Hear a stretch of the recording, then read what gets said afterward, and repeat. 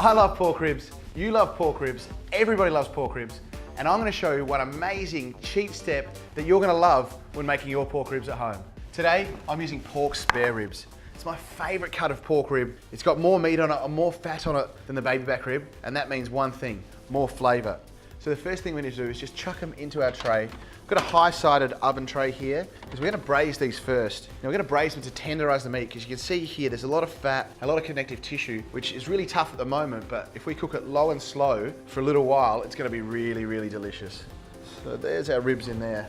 Need to make a barbecue sauce marinade.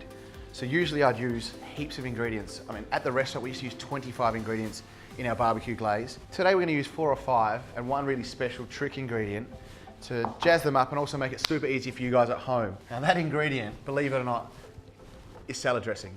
This is the Zoosh orange and honey salad dressing. It's got a little bit of mustard seed in it. It's got lots of sugar in it, lots of sweetness and lots of acid, which is exactly what I want in a barbecue glaze. So I'm gonna put a whole bottle of this into our bowl. And now all I'm gonna do is add some of my favorite flavors. Some more mustard. It's already got some mustard in it. We're gonna bulk that out because I like mustard on my pork ribs. I've got some brown sugar, which is gonna caramelize and make our ribs go sticky and dark. And I've also got a little bit of chicken stock. Just gonna add some seasoning to this as well. And to bulk out that acid flavor, a little bit more, just white vinegar. So I'll whisk this together, just quickly. So this is our braising liquid, but it's also gonna turn into our barbecue sauce because we'll reduce it down at the end. All you need to do now is pour it over your ribs. You haven't had to salt or pepper them. Literally just pour it over, shake it about. And you can see here, we've got about halfway up each of the ribs. That's absolutely perfect for braising. So I'm now gonna cover in some foil. You can see why I love this dish. It's super easy. I mean, it's a cheap dish, but there's nothing wrong with cheating in the kitchen. If you can save a little bit of time and get a lot of flavor out of the product, then why not? So this is gonna go into our oven at 140 degrees for an hour and a half. Now while that's in the oven, we're gonna make a really quick apple slaw to go with it. And because it's in the oven about an hour, we're gonna make this now so the cabbage softens and all the flavors come together. The first thing we need is an onion. I'm just gonna cut this into thin strips. I'm using red onion, but you could use spring onion as well, it'd be really nice. Or even a shallot if you had one lying around. I like the color of the red onion and also the little bit of extra sweetness that adds to the dish. Gotta be sweet. I just want to break them up so we've got individual little flakes of onion. And now our cabbage. I just like white cabbage in my coleslaw. Sometimes I use Chinese cabbage. I don't use red very often. I think it's a little bit more bitter. And I also like the red from the red onion, which is getting my eyes. So I'm gonna have a cry while I make this coleslaw. Just shred our coleslaw finely. You could also use a mandolin if you had one, but I kind of like to cut it into nice long strands. These are all gonna break down with our dressing. To make this an apple slaw, we obviously need an apple. Now I've got my mate, Uncle Shredder here to shred it, but again, you could knife it, you could grate it, and I'm literally gonna shred just to the core, turn 90 degrees, do the next section just to the core, 90 degrees, and there we go.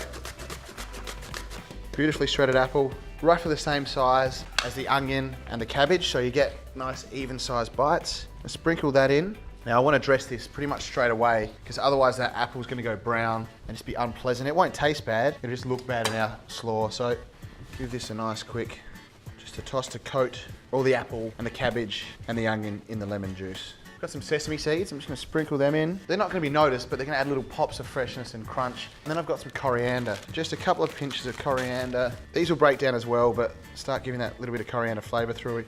And a quick pinch of salt. That'll also help soften the cabbage. Stir this all through. It's looking pretty good already. Now I'm just going to add some coleslaw dressing to this. You could add mayo, you could add whatever you like, but we've got some coleslaw dressing. Just going to chuck it in on top. And this will also help break down our cabbage and soften it down a little bit. So that is our apple slaw done. Let it sit for an hour, let your ribs cook. We'll come back in a sec. So our ribs have now been in the oven for 2 hours, and I reckon they're gonna be perfect. They smell spot on and they look perfect. You've got options here now for finishing this off. You can do this ahead of time, take these out, put them onto a tray, chill them down in the fridge. You can cook them on your barbie or in your griddle pan, or like I'm gonna do, you just put them straight on and start cooking them. So I've got a griddle pan here, nice and hot. What we wanna do with this bit is go from braising them to caramelizing them. So 2 or 3 in the pan. I don't wanna overload the pan. I think just 3. We want to cook them. And then I've got another pan on the heat here. And I want to take our braising liquid and I want to turn it into our glazing liquid.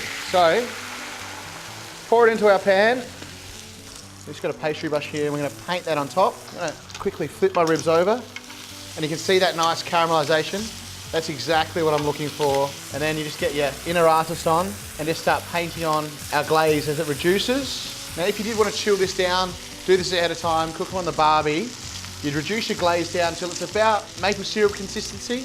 And with our glazing, we just want to cook it till our ribs go nice and sticky on the outside. We'll just give that 30 seconds and it should be ready. Our pork ribs are glazed. You can see they're nice and caramelised, nice and dark and golden. It's time to plate them up. Give everyone a couple of ribs each. This is for me, I'm gonna have 3, I reckon. Our slaw has gone really nice and soft, and you can see here it's broken down and make it nice and soft. The only thing we need to do is just add some last minute coriander. And then the final thing you need to do, just a little bit of this glaze that's reduced down there. You can see how thick and sticky that is. Just gonna pour that over the top. Wow. If I told you these ribs were made with a bottle of salad dressing, you'd never believe me. I don't even believe me. That is so good.